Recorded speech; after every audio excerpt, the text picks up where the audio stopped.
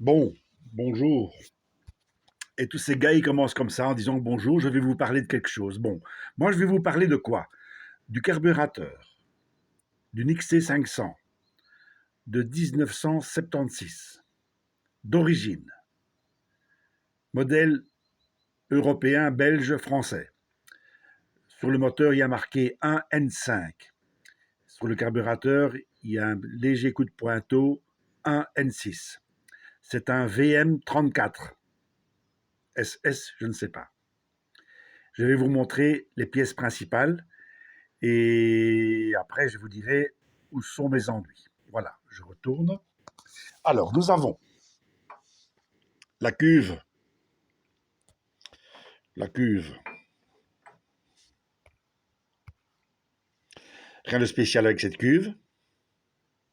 Le joint est bon. Nous avons le flotteur. Voilà, bien sûr, le flotteur. Avec la petite papate de réglage pour faire la hauteur de cuve. On en parlera plus tard peut-être. Cette vis de ralenti. Le ressort, je l'ai mis à part. Mais voilà, donc avec possibilité d'augmenter le ralenti un chouïa. Cette vis-ci qui contient en fait le pointeau qui est ici, voilà, le pointeau, qui est bon, il est bon.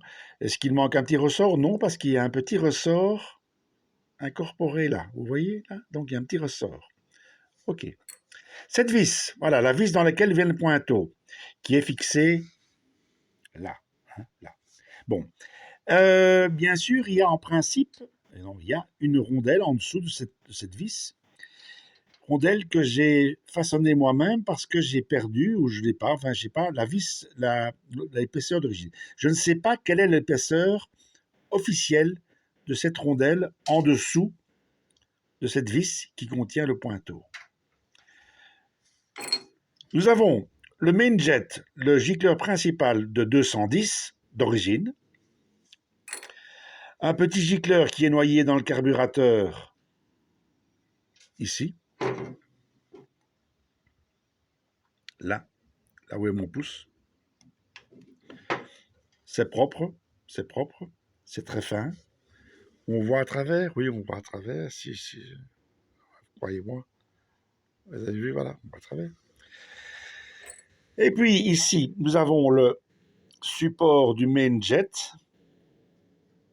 ce que j'appellerais un tube émulsionneur, avec des trous. Bien sûr, c'était sale, c'était nettoyé. On voit ici l'aiguille qui dépasse là, voilà, l'aiguille, hein, l'aiguille est un peu, hein, c'est pour la netteté, voilà. Je le remets en place parce que je ne veux pas perdre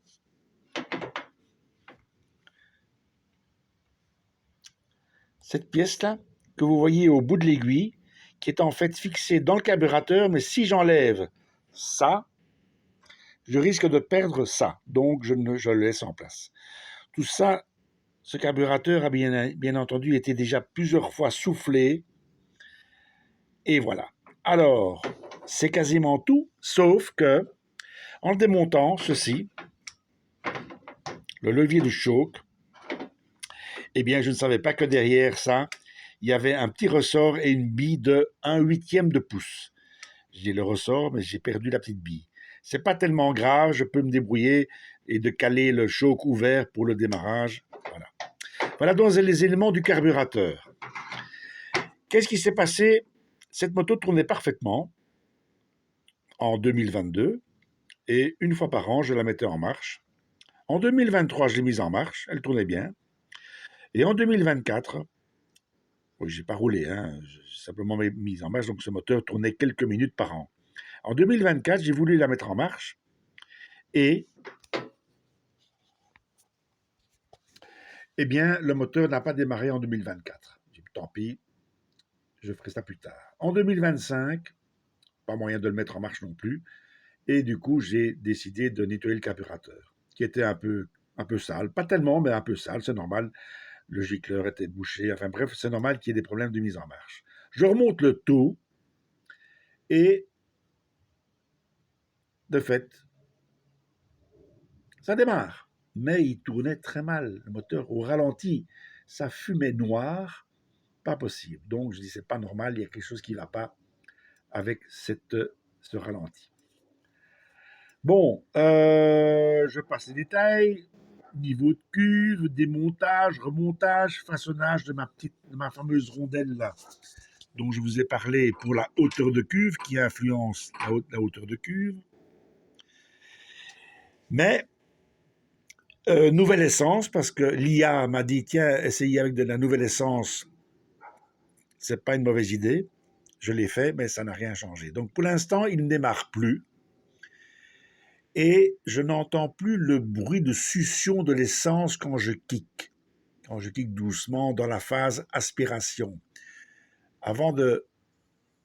Au début, quand le moteur tournait mais mal, j'entendais une phase, ça aspirait de l'essence et de l'air.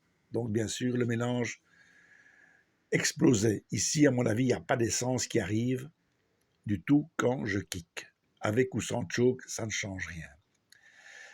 Je vais simplement peut-être remonter la vis, la fameuse vis, la vis qui contient le pointeau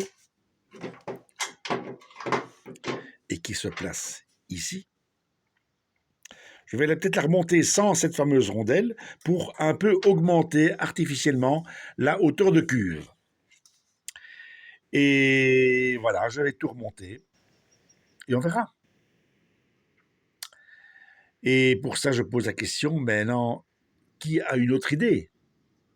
Pourquoi ce moteur ne démarre pas au kick alors qu'il a toujours très très bien démarré depuis 50 ans, quasiment 50 ans que je possède cette moto.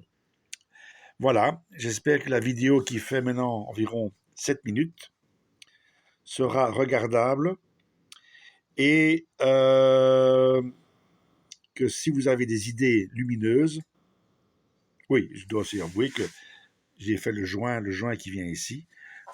J'en ai fait un de mes blanches mains. Le voilà, en carton, bêtement en carton. Il est étanche, merci. Pardon. Voilà, la bête. Voilà, ben écoutez, voilà, je vais arrêter ici. À bientôt.